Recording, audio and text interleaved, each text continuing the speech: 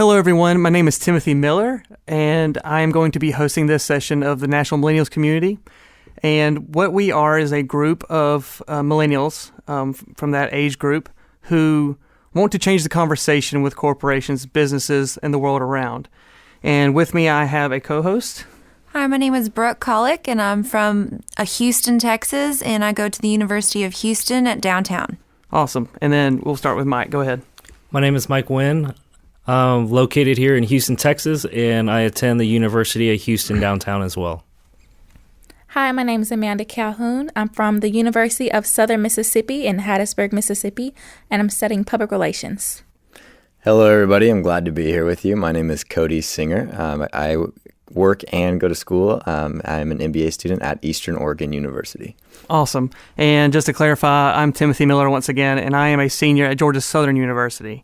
And so we have quite a diverse group here, and we're here to address a question today that many of us think about, and that is what supervisors need to know about managing millennials. And Brooke, if you want to elaborate on that. Well, Mike, I know you are a manager at AT&T. So what kind of, you being a millennial and managing millennials, what do you think helps you connect with your millennial employees? I think that's a great question. For me, being a millennial myself, I understand some of the perceptions out there about millennials in general. Managing and leading millennials, I think the first thing for me is to really connect with them, right? Engage with them, find out more about them, and get to know them. What I find for myself personally is that the work that I do, I want it to have meaning. I want it to have purpose. I want to create a culture of taking care of people. And I think that translates well into our customers. And so managing millennials and really, kind of connecting with them, finding different ways to engage them back to the vision of the company and the vision of what we're trying to accomplish. I think that's really helped, me really lead them, in the retail force. Okay, thank you. So, Amanda, what advice would you give managers out there? What are you looking for in a manager? I'm looking for a manager that understands that as a millennial, we sometimes like to have our hands in multiple pots. And by that, I mean that we work to have experience in many different industries, many different facets. I can honestly say that most millennials strive to be a jack of all trades. And I think that sometimes supervisors interpret that as not being focused on one single task when we've adapted to this changing climate of having our hands on several different projects. Thank you. Awesome. Yeah. Cody, your input, sir. What would you say to a manager in terms of what they need to understand for a millennial? Absolutely. Great question. I want to agree with both of you guys, especially Mike's point, right on track with you. I think that one of the most important things I experience as a millennial and being supervised by someone who's part of Generation X, and then also supervising millennials myself in my experience, is that relationship building. It is so important to build the relationship with the people that you are supervising and to provide the meaning behind the work that you're doing. If everyone is able to articulate exactly what it is, their contributions, and how they contribute to a greater good or a greater cause, it provides meaning to the work that we do, and overall causes minimal turnover and those kinds of things. There's a direct involvement, or there's a direct correlation between involvement in an industry and retention between those things. Absolutely. Mm-hmm. Yeah. Mm-hmm. Awesome. What do you guys think are some specific things that managers can do to keep you? Because the perception is that millennials stay 1 to 2 years at a place and then they quickly go and move on from that company. What are some things managers can do to keep you at a company for a long period of time? Cody? Yeah, I'd love to answer that. I think I just mentioned part of it, and that's the involvement, the direct correlation between involvement in an organization and the decisions and those kinds of things, and the retention within that organization. In addition to that, something that I know that's important to me and those that I supervise as well is autonomy and the entrepreneurial ability to really get creative and use their particular needs and talents in order to create outcomes. I know that's important for me and those that I that supervise. Thank you. Mike? Awesome. I definitely agree, and I'll piggyback on what Cody said. I think the organization and the leadership has to provide training and preparing the employee for growth.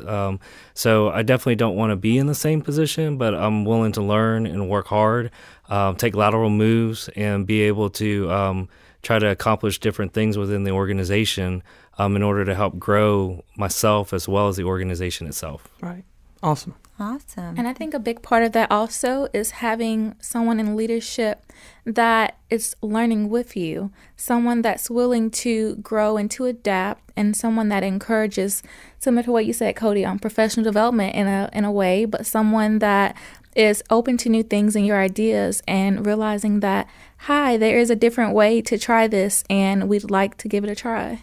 Awesome. Yeah. And going further on learning, Amanda, how do you want a manager to teach you? In other words, how do you want to be taught? Like, we millennials learn at a very different pace and a very different way than a lot of people think. So can you enlighten us on how you feel like you need to learn from a manager?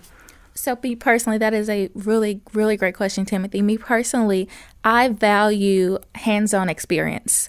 I value having an employer that is going to give me a chance to show those things that I've learned in school and put those theories to the test, and someone that's willing to take a risk on me and just realize that you hired me because I am an asset to your organization. So give me the independence to kind of try out the things that you're paying me to do, in a sense. Absolutely.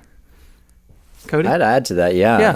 I think you're right on. I think there's an inherent fear behind the idea that millennials transition positions so quickly, and the ability to invest in people. So if I think someone's going to leave the job, it's hard for me to be like, yeah, I'm going to pour all this resources and time into that. But if an organization is able to invest in me and my experience and my development, I think that's huge and would contribute to that overall retention. Absolutely, yeah. Mike? Yeah, I'll add to that. I think trust and empowerment are really important. I'd really like a leader to be open-minded, because I may not know everything, but if I'm given the opportunity, I may come up with a solution that maybe no one had thought of before, or bring something back to the table that makes it more efficient for the organization. So I think that's where diversity and inclusion really help facilitate, growth within the company, because you get different perspectives around that as well. Awesome. Exactly. I completely agree with you, Mike. Yeah. I also just want to put my input in as a millennial. I would like a manager who I can actually be who I am around and have the opportunity to fail as well, because I think failing is a learning experience, and not be completely reprimanded for making a mistake and being scared to make a mistake. So that's something that I would advise managers to be aware of. And I will add my own input into that question, as far as I feel that learning is an individual thing. Learning is very personal. I actually had an interview with Kimo Kippen, who is the Chief Learning Officer of Hilton hotel chains worldwide. And I got to pick his brain a bit in this meeting that I had with him, and we discussed about learning and about what it meant to learn itself. And he said that learning is, quote, terribly personal. And I think that's very true for a lot of us, is learning is terribly personal. And it is a challenge every day for a company to understand that learning has to be an individual, personal, different thing for each and every one of us. But I believe that companies will find when they take that time to invest in each and every one of us individually, they'll get huge returns from us. Absolutely. Yeah, I completely agree. And I think managers also need to invest in each person individually, like you were saying, because everyone learns in a different way. Me being a high school teacher, I have to make sure I know how my students learn and be able to adapt to help them learn and know the content that they need to know successfully. And I think that's the exact same way in the business, corporate world, and managers and employees. I think a manager needs to realize, oh, hey, my employee works better on hands-on, like Amanda said, and let me give her tasks that can help her learn this more quickly. So that's some advice I would give to managers. Mike? Yeah, I think learning is, being able to fail, right? Like, I mean, that's what you guys said earlier, allowing yourself to fail in order to learn. And I think there's a lot of value in that. Absolutely. And in our organization, I think they talk a lot about, fail and fail fast, right? So, don't be scared to go out there and actually try new things and to do new things. You're gonna do well on certain things. You're gonna fail, and you're gonna learn from that. And as long as there's value there, pivot really quickly, learn from your mistake, and go out there and make it better the next time around. Yes, Exactly. absolutely. Completely agree. Yep.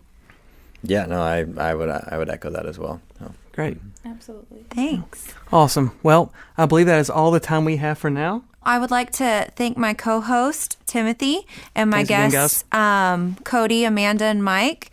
We want to thank our listeners. We're truly seeking to change the conversation that revolves around the millennial generation. And your support and feedback will only help us grow and prosper as the generation evolves. If you'd like to learn more about who we are and what we do, please visit nationalmillennialcommunity.com. We would love to continue this conversation with you.